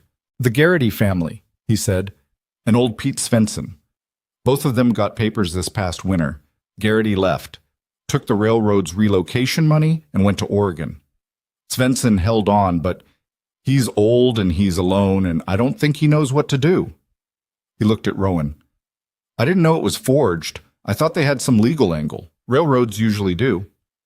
"Not this time," Evelyn said. "Can you get me a meeting with Svensson before the 14th? "Probably," Phelps said. "He doesn't trust easy." "Tell him I'm not asking him to fight. I'm asking him to tell the truth in front of a judge, that's all." Phelps looked at her for a moment the way people look at something they're reassessing. "You were a lawyer?" he said. "A clerk," she said. "Close enough," Phelps said, and went inside to write the letter to Svensson. Pete Svensson was 73 years old, with a face that had been worked on by 40 Montana winters until it had the texture of old saddle leather, and he sat across his kitchen table from Evelyn with the deep wariness of a man who had been let down by most things that had ever promised him help. "I don't go to courtrooms," he said. "I don't like what happens to men like me in courtrooms." "What do you think happens?" Evelyn asked. "Rich men win." "Sometimes," she said. "Not always. Not when the evidence is clean enough that even a bought judge can't explain away the problem." She set the dead notary documentation on his table. "Rupert Downs. Does that name appear on the papers the railroad gave you?" Svensson looked at her. Then he got up, moved to a wooden box on his shelf, and came back with his own papers. He spread them out and found the notarization signature. "Rupert Downs, Federal Land Clerk, Territory of Montana." "Same man," Evelyn said. "Rupert Downs retired in 1889. He died in 1892. Every document he appears on after that date is a forgery. That's not my opinion. It's a fact of public record. I have the death certificate and the territorial office confirmation." She paused. "If you come to Harlow and say simply that you received documents with this signature and that you believe them to be genuine, you don't have to argue anything. You don't have to fight anyone. You just tell what happened to you and let the pattern speak for itself." Svensson looked at the papers on his table for a long time. Outside his window, his land ran flat and then rose toward the hills, 400 acres that he had broken and built and held for 26 years. "My wife is buried on this property," he said. "I know," Evelyn said quietly. "I'm not leaving." "Then come to Harlow." He came. The ride to Harlow took a day and a half. Rowan drove the wagon. Evelyn sat beside him with a leather satchel between her feet containing every document she'd assembled over the preceding weeks. Originals, copies, the correspondence with Helena, the weather station records, Downs's death certificate, and a carefully ordered summary of the fraudulent claim pattern she'd written out by hand the night before they left. They didn't talk much on the road. That wasn't unusual for them. But the quality of the quiet was different than it had been in November. Not the careful quiet of two strangers navigating each other, but the quiet of two people who had said enough to know they didn't need to fill every mile with words. At some point in the second afternoon, with Harlow's rooftops visible in the pale distance, Evelyn said, "If Birch is bought, if he rules against the evidence, we can appeal to the federal circuit. The documentation is strong enough. It would take longer." "How much longer?" "A year, maybe 2. He thought about that. A year or 2 of uncertainty, of the railroad's lawyers circling. He thought about the mountain and the cabin and the east window and the 14 years of work that sat in that satchel between her feet. "Then we appeal," he said. She looked at him. "You're sure?" "I'm sure." She nodded. She looked back at the road. "Rowan," she said after a while. "Yeah, when this is done," she stopped, started differently. "I want you to know that however it goes, whatever the judge decides, I'm not—" Another stop. He waited. "I'm not going anywhere," she said. It came out roughly, as if she'd had to force it past something, and she looked straight ahead at the road when she said it. "I just wanted that to be clear, before we go in there, so you know it's not conditional." He looked at her profile in the thin afternoon light, the silver streaks at her temples, the particular set of her jaw that he'd come to recognize as the outer edge of something felt. "I know," he said. She nodded once, quickly, and didn't say anything else. Neither did he, but something had been placed on the table between them, clearly and without ornamentation, and they both knew it was there. The Harlow Courthouse was a 2-story brick building with territorial ambitions that slightly exceeded its budget. The cornices were elaborate, the windows less so. It smelled of wood polish and old paper and the particular anxious energy of a place where things are decided. Judge Harlan Birch was 60, compact, with a gray mustache trimmed short and eyes that moved quickly. Rowan watched him settle at the bench and tried to read him the way he read weather, looking for the signs of what was coming rather than what was present. Prentice had brought 2 other lawyers. They sat at their table with the settled confidence of men who had done this before and expected a particular outcome. Evelyn sat beside Rowan at the opposite table with her satchel open and her materials arranged in the order she'd used them, and she looked at Prentice's team without expression and without apparent concern, which Rowan suspected was at least partially a performance but was an effective one. Birch opened the proceeding and gave the floor to Prentice first, which made sense procedurally since the railroad was the claiming party. Prentice was good. Rowan gave him that. He presented the railroad's case with the smooth fluency of someone who had spent years making complicated falsehoods sound like simple truths. He spoke about deficiencies in original homestead filings. He cited territorial statutes. He presented 3 witnesses from the land office, men Rowan didn't recognize, who testified in careful, vague language that there had been questions about certain filings in the high-terrain region. Birch listened. His expression was unreadable.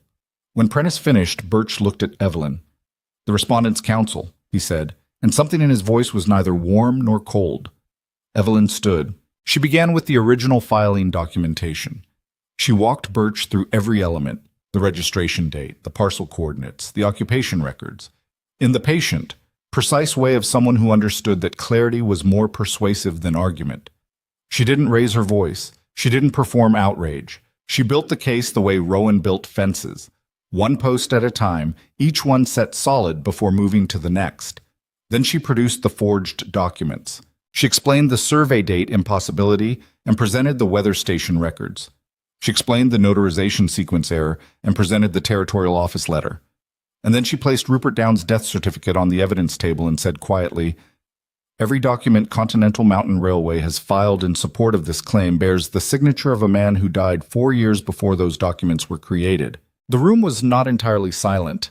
There were other people present, other parties waiting for other matters. But it got close. Prentice was on his feet. "Your Honor, the authenticity of the notarization has not been independently—" "Mr. Prentice," Birch's voice was flat. "Sit down." Prentice sat. Birch looked at the death certificate. He looked at it for a long time. Then he looked at Prentice. "Are you aware of this?" "Your Honor, the company's documentation was processed through the standard channels. I asked if you were aware of this specific fact." The notary. "Answer the question." A pause. "The company relies on its land agents to verify." "That's not an answer," Birch said. Then Evelyn said, "Your Honor, if it would be useful, I have a second witness." Birch looked at her. "Bring them." Pete Svensson came forward from the back of the room where he'd been sitting with his hat in his hand since the proceeding began. He was old and his hand shook slightly and he moved slowly, but when he sat in the witness chair he looked at the judge with the steady eyes of a man who had decided to say a true thing and was going to say it regardless of what happened next. Evelyn asked him 3 questions. Just 3. Had he received documents from Continental Mountain Railway claiming ownership of his land? Yes. Did those documents bear the name Rupert Downes as the notarizing official? Yes. And had anyone from the railroad informed him that Rupert Downes had been dead for 4 years at the time those documents were created? No. She sat down. Prentice looked at his 2 colleagues. Something was happening at their table that Rowan couldn't entirely see but could read from the quality of the stillness. A rapid, whispered negotiation conducted with the suppressed urgency of men deciding how much to sacrifice to save the rest. Then the younger of Prentice's colleagues stood up. "Your Honor," he said, "the company's—" He stopped, started again. "I need to advise the court that I have become aware, in the course of this proceeding, of certain irregularities in the documentation preparation process." Prentice turned and looked at him with an expression that could have stopped a clock. The young lawyer looked back at Prentice for 1 second, and then looked away, at the judge, and kept going. He was not confessing everything. Rowan understood that even as it was happening, understood that this was a controlled release, a tactical sacrifice designed to limit damage. But what he was saying was enough. He confirmed that the survey dates were inaccurate. He confirmed that the notarization had been applied to documents post-dated beyond Downes' death. He described it as an administrative error in the documentation process, which was the most dishonest, honest thing Rowan had ever heard. But the core admission was there. The documents were false. The room reacted. Not dramatically. This wasn't the kind of crowd that cheered. But there was a distinct shift in the air, the sound of people exhaling. Birch let the silence run for a moment after the young lawyer sat back down. Then he straightened in his chair. "Mr. Prentice," he said, "your company has presented to this court land grant documents that are demonstrably forged. I am not going to rule on the question of intent today, because that question belongs in a different proceeding. What I'm going to rule on is the matter before me." He looked at his papers. "The respondent's original homestead registration is complete, properly documented, and has not been credibly challenged on any legitimate grounds. The railroad's claim to this parcel fails for lack of valid foundation." He set his papers down. "The land remains with Mercer. The railroad's claim is dismissed." He struck the gavel once, efficiently, like a man who didn't need drama to make a point. Prentice was already gathering his papers with the controlled movements of someone managing a significant anger. The young lawyer sat without moving, looking at the table. The third lawyer was writing something rapidly in a notebook that Rowan suspected was a list of problems. Rowan sat at the table and looked at the gavel that had just given him back his mountain. His chest felt strange. Not pain, the ribs had mostly healed, but something else, something in the region of the ribs that wasn't physical. Evelyn was putting her documents back in the satchel with the same careful order she'd taken them out with, and her hands were not shaking now, he noticed, and her face was composed, and she looked, not triumphant, not the way he might have expected. She looked like someone who had done the thing they set out to do and was already thinking about what needed doing next. He put his hand over hers on the table. She stilled. She looked down at his hand over hers. She didn't move her hand away. "Evelyn," he said. She looked up at him. "Thank you," he said. Not the way he'd said it in the cabin when she set his leg, though he'd meant that too, more than he'd been able to express. This was different.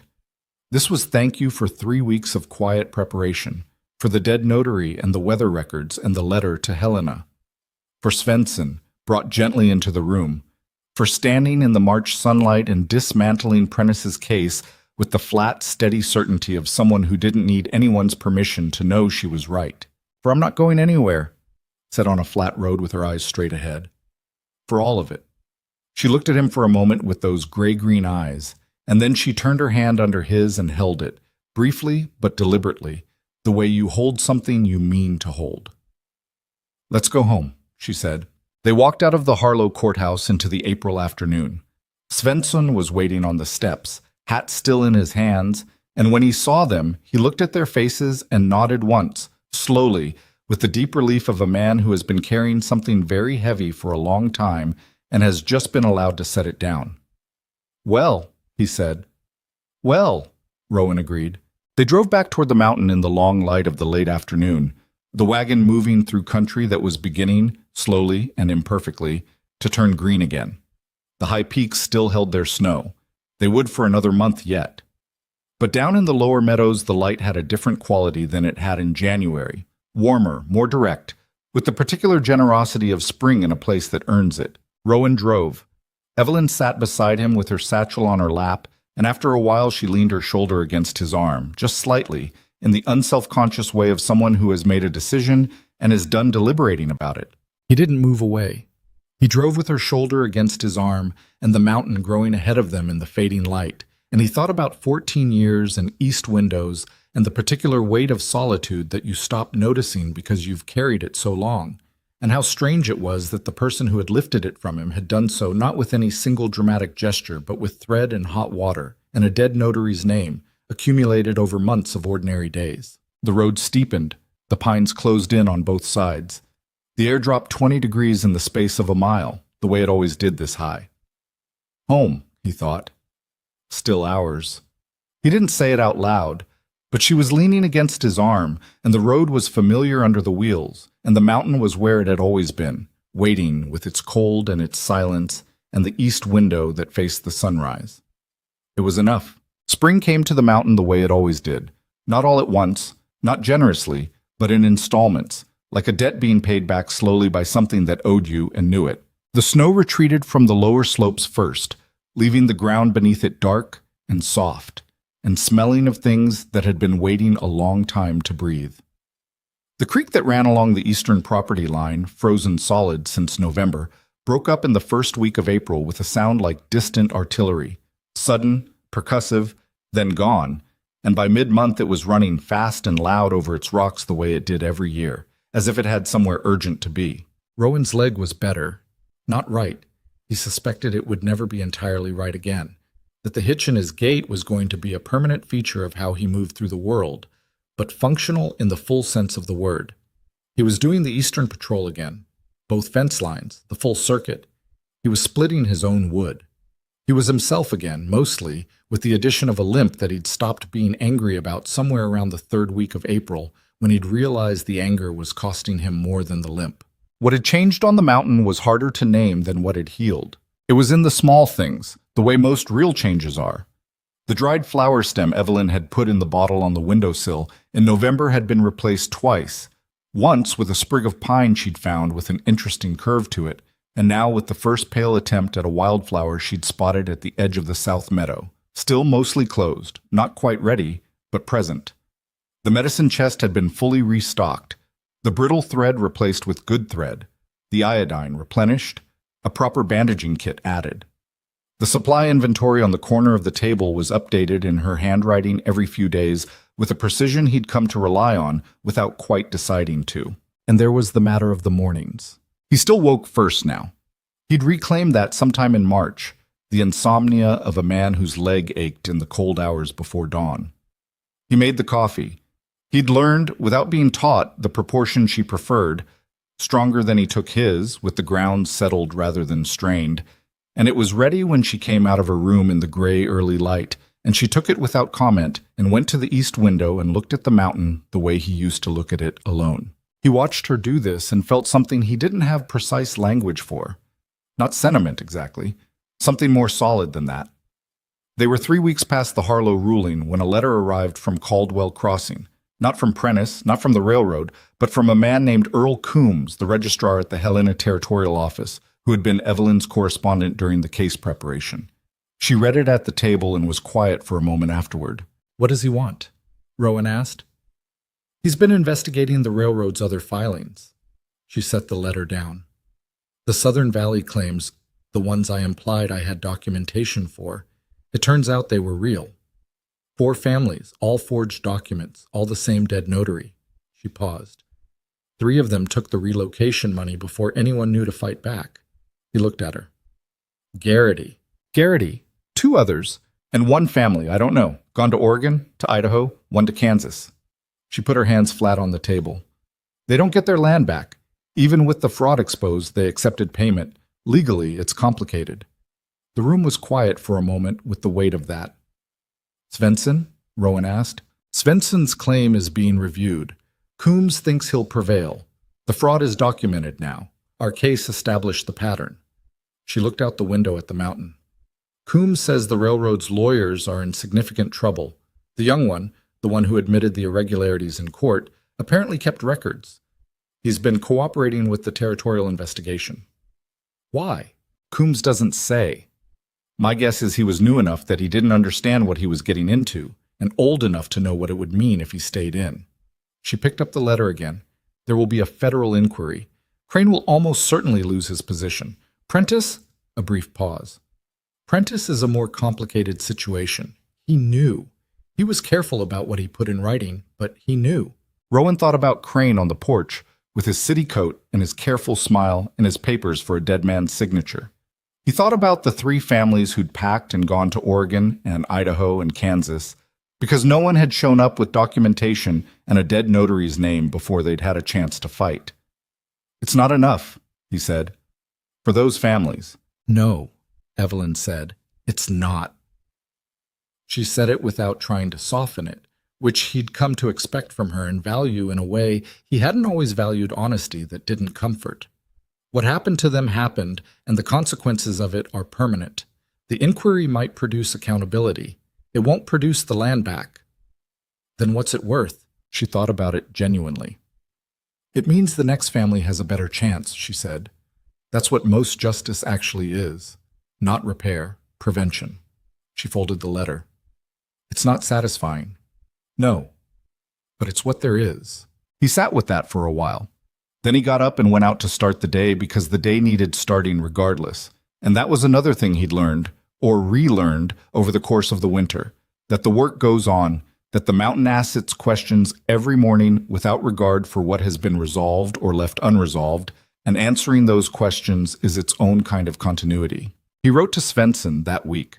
Not a long letter, he wasn't a long letter writer, but a direct one. He told the old man what Coombs had said about his claim. He told him to hold.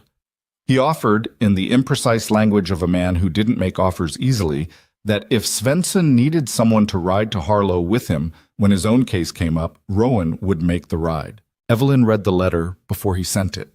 She handed it back without comment, but she met his eyes for a moment, and he knew she'd seen what he'd meant by it, which was more than the words on the paper. Svensson wrote back in 9 days. 1 paragraph. He would hold. He appreciated the offer. His wife would have liked Evelyn, he thought. Rowan read that last sentence twice, and then folded the letter and put it in the box under the bunk where he kept the things that mattered. It was the first week of May when he made the bird. He'd been working on it for 3 weeks, in the evenings, in the half hour after supper when Evelyn wrote in her journal, and the fire was low, and the mountain was quiet. He used a piece of ponderosa pine, a knot section he'd saved from the woodpile because the grain was interesting, and a knife he'd had since Oregon, the one with the antler handle that Claire had given him one birthday when they were still in Portland and had no idea yet what the mountains were actually going to ask of them. He worked slowly. He wasn't a carver by habit or training, just by the occasional necessity of the kind of life that produces all its own objects. And the bird was imperfect in the ways that handmade things are imperfect. One wing slightly heavier than the other, the beak a degree too sharp, the tail feathers suggested rather than precise.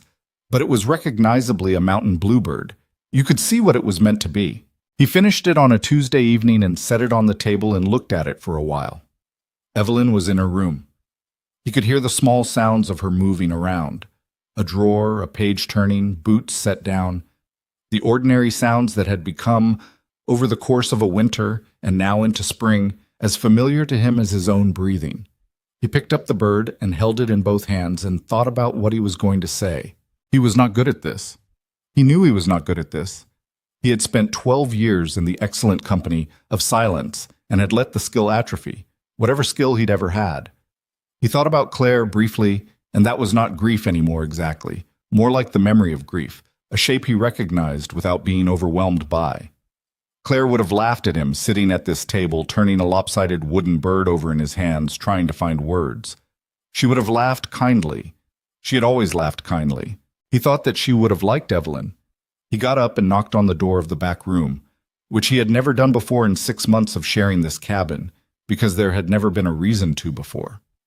There was a pause, and then the door opened, and Evelyn stood in the doorway in her everyday dress with her hair down, loose and more gray than dark at this point, he realized, more gray than she'd probably intended to let him see, and she looked at him and then at his hands. She looked at the bird for a long moment. "Mountain bluebird," she said. "Yes, you made it. It's not, the wing is off. The wing is fine." She looked up at him. Her expression was careful in the way it got when she was feeling something she hadn't decided yet how to address. "Rowan, I need to say something," he said. "And I'm not good at this, so I'm going to say it plainly, and you can—" He stopped. "You can take it however you need to take it." She waited. She was good at waiting. "I've been alone a long time," he said, "and I told myself that was a choice, a reasonable one, that I'd tried the other thing and it had—" He looked at the bird. "That it had ended badly and that being alone was safer, and that I wasn't—" He found the word with some difficulty. "Suited for anything else, for depending on anyone or anyone depending on me." He looked up at her. "I was wrong about that," he said. "Not about the grief. The grief was real. But I built something out of it that it wasn't strength, what I was doing up here alone. It was just fear with a fence around it." She was very still in the doorway. "You came here because I put an ad in a paper," he said. "And you came because you needed a place, and I needed, whatever I needed. And neither of us came for this." He said the word "this" without quite specifying what this was, which was cowardly, possibly, but it was all he could manage. "But I don't know how to stand here and pretend I don't—" He stopped again. Tried again. "I don't want you to stay because of the advertisement, or because of the winter, or because of any arrangement. I want you to stay because you want to." Evelyn looked at him for a long moment. "I know," she said. "I'm not the easiest. I know that too. And the leg is probably going to—" "Rowan." Her voice was quiet. "I stayed the first night. I didn't have to. You remember? The coffee was already on before you woke up. That first morning." She looked at him steadily. "I decided that first night that I wasn't leaving. Not because of the advertisement, because I looked at this cabin and this mountain and at you, and I thought—" She paused. "I thought, this is a place worth being, and that's not something I've thought about somewhere in a long time." He held out the bird. She took it from his hands. She looked at it, turned it, ran her thumb along the line of the wing, the heavier one, the imperfect one. "It's good work," she said. "The tail is—" "Rowan." The corner of her mouth did the thing he'd been watching it do all winter, the almost smile that was never quite a smile and was somehow more expressive for that. "It's a good bird." He exhaled slowly. "Stay," he said. It was one word, and it was not romantic, and it was not nothing. "I already am," she said, the same way she'd said things all winter, plainly, without decoration, meaning every syllable. He nodded. She nodded. Neither of them did anything dramatic, because neither of them were dramatic people, and the moment didn't ask for it. She stepped back into her room and put the bird on the small shelf beside the north window where the light in the morning would hit it. He went back out to the main room and sat by the fire, and after a while she came out too and sat across from him, and they were quiet together in the way they'd been quiet all winter. Except different. Except with something named now that had been unnamed, which changed the texture of the quiet without changing the quiet itself. The bird sat on the shelf in the back room for 2 days. On the third morning, Rowan came in from the barn to find Evelyn had moved it to the windowsill in the main room, the east-facing windowsill beside the dried flower in the bottle, where the first light hit it every morning when the sun came over the upper slope. He stood in the doorway and looked at it there. He didn't say anything, neither did she, but she watched him see it, and that was enough. May moved into June the way it does in that country. Slowly at first, then all at once, as if the mountain finally remembered it had permission to be warm. The south-facing slopes turned green in earnest. The creek settled from its urgent spring volume to a steadier run. The calves Rowan had worried about all winter were thick and healthy in the lower pasture, and the calf pen that had drawn wolf sign in November seemed to have resolved itself. The pack had moved north, Cord Phelps reported, following the elk. Phelps came up the mountain in mid-June with his son, the 17-year-old that Evelyn had correctly assessed as more trouble than help. The boy looked at the homestead with the appraising eye of someone who hadn't expected it to be as substantial as it was, and Phelps looked at Rowan and then at Evelyn and said nothing for a long moment. "Heard the ruling came down from Helena," Phelps said. on the railroad's other claims. Coombs wrote us, Rowan said. Crane's out. Prentice is fighting it, but they're saying the federal inquiry has documentation going back 4 years. 6 claims total, 4 of them fraudulent, 3 of those involving the same dead notary. Phelps shook his head. 26 years I've been in this valley. Never seen anything move that fast through the territorial system. The evidence was clean, Evelyn said. Phelps looked at her. That it was. A pause. Svensson got his confirmation last week. His land secure. He asked me to tell you. Evelyn's expression did something brief and real. Good, she said. He also said, Phelps pulled a folded note from his coat pocket. He wrote it down because he said he'd get it wrong if he tried to say it. He's not much of a talker. Evelyn took the note. She read it. Rowan watched her face. Something moved through it that he'd seen before. The same thing he'd seen when she'd exhaled outside the courthouse, the release of a thing held tense for a long time. She folded the note. She didn't tell Rowan what it said, and he didn't ask. And later he'd find it tucked into the back of her journal, and he'd never read it, because some things belonged to the person they were meant for. Through June and into the long days of early summer, they rebuilt what needed rebuilding and repaired what needed repairing and made the decisions that a homestead requires every season, which are mostly practical decisions dressed up in the ordinary language of survival. Which fence section was worth reinforcing before the fall? Whether the south wall of the barn needed new siding or just caulking? How many pounds of flour to put up before winter? They argued about the flour.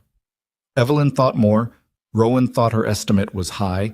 They compromised on a number that turned out to be almost exactly right. One evening in late June, sitting on the porch in the long mountain twilight that comes at this elevation when summer is doing its best work, the sky going from blue to amber to a color that doesn't have a straightforward name, Rowan said, I want to fix the east gable. Evelyn looked at the east side of the cabin. The gable had been in his peripheral vision for years, a section of the original construction he'd done quickly and alone and had always known was slightly wrong. The angle off by a degree or two, the fascia board warped. What's wrong with it? She asked. The angle's off. It has been since I built it. Bothered me every spring when the snowmelt runs wrong and I have to clear the ice buildup. You built this cabin yourself? Yes. Alone? Yes. She was quiet for a moment. I'll hold the board, she said. If you need someone on the ladder. He looked at her. You're not going on the ladder. I didn't say I'd go on the ladder. I said I'd hold the board. A pause. You'll need 2 hands free to set the angle correctly. Someone has to hold. He looked at the gable. He looked at her. Fine, he said. They did it on a Saturday, early in the morning, before the day's heat built up. He went up the ladder, and she stood below and held the fascia board steady while he worked, and she did it without commentary or instruction, just held it at the angle he'd indicated with his hand when he'd positioned it, firm and patient, until he had it where he wanted it and drove the first nail. Good, he said. Hold on, the left end is lifting slightly, she said. He looked. She was right. He adjusted. Now, she said. He drove the nail. He drove 3 more. He stepped down the ladder, and they both stood back and looked at the gable. It was right. You could see it was right. The line clean, the angle true, the thing that had been slightly wrong for 14 years corrected by 2 pairs of hands on a summer Saturday morning. Better, Evelyn said. Yes, he said. They stood looking at it together in the early morning light. The mountain was quiet around them in the way it is quiet in summer, full of sound, actually, birds and wind and the creek's constant commentary. But underneath all of it, there was the foundational quiet that Rowan had carried alone for so long, and it was different now with someone else standing in it beside him. He thought about the advertisement. No illusions offered. He'd written that because he'd meant it, because he'd believed that what he had to give was limited and specific, and that naming the limitation was a form of honesty. And it had been honest. But what he hadn't known when he wrote it, what he'd been incapable of knowing, sealed up in his 14 years, and his grief, and his fence building, was that illusions and hope are not the same thing. He'd had no illusions. He still didn't. This life was hard. The mountain was difficult. The winters were severe. His leg would never be fully right, and Evelyn was stubborn and occasionally infuriating and had opinions about flour quantities that were frankly excessive. None of that had changed, and none of it would. but hope was something else. Hope was what you had when you stopped being afraid of needing someone. And Rowan Mercer, who had been afraid of exactly that for 12 years, standing on this porch on a June morning with the gable fixed and the mountain doing its work around them, was not afraid of it anymore. He was not sure when it had happened. It didn't announce itself. It was just, at some point the fear had been replaced by something else. The way winter is replaced by spring, not in a single day, but in the accumulation of days until you look around and realize the cold has been gone for a while. "Rowan?" Evelyn said. "Yeah."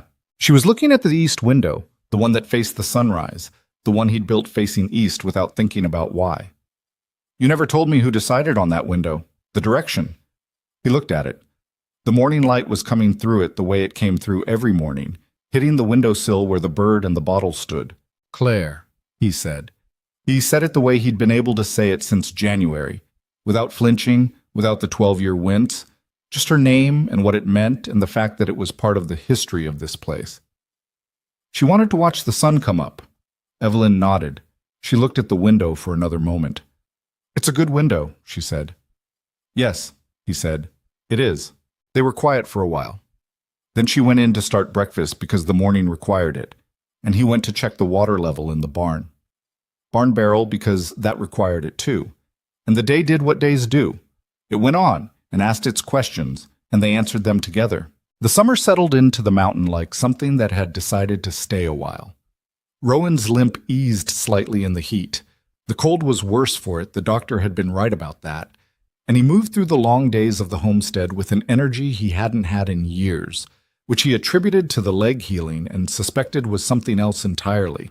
They had neighbors now, in the loose way that mountain people have neighbors. Phelps came up twice a month and sometimes brought his wife, a practical woman named Ruth, who took to Evelyn immediately in the way that practical women tend to take to each other. Svensson rode up once, in July, on a horse that was almost as old as he was, and sat on the porch and drank coffee and didn't say much and seemed, Rowan thought, to be doing the thing that people do when they want to see that something they'd fought for is real, confirming its existence with their own eyes. Coombs rode again in August, from Helena. The federal inquiry had produced indictments for 3 Continental Mountain Railway officials, Crane among them. Prentice had negotiated a reduced charge in exchange for testimony. The young lawyer who'd admitted the irregularities in the Harlow courtroom had been granted immunity and had, according to Coombs' careful language, been cooperative to a degree that had proven highly useful to the investigation. The 3 families who'd taken relocation payments were pursuing a civil claim with the assistance of the territorial court. Coombs thought they had a reasonable chance. Evelyn read the letter twice and then set it on the table beside the supply inventory in her careful handwriting, and she sat with both hands in her lap and was quiet for a moment. "It's not everything," she said. "No," Rowan agreed, "but it's something." "Yes." She nodded once, to herself, and then stood up and went to see about dinner, and that was how Evelyn Hart processed things, stated them plainly, gave them their due weight, and then moved on to the next required task, because grief and satisfaction both had their limits, and the work didn't stop for either.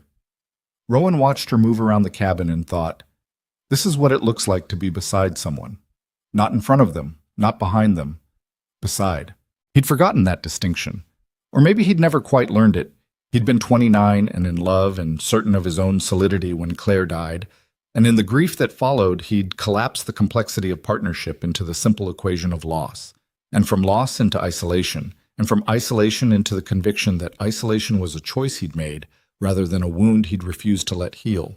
What Evelyn had done, without setting out to do it, without a plan for it, just by showing up and being exactly who she was hold the wound open long enough for it to close properly. The way you have to do with bad injuries. The way it hurts more before it stops hurting. In September, when the first early cold came down off the peaks, and the light took on the particular amber quality of a Montana fall, Rowan rebuilt the steps on the south side of the porch.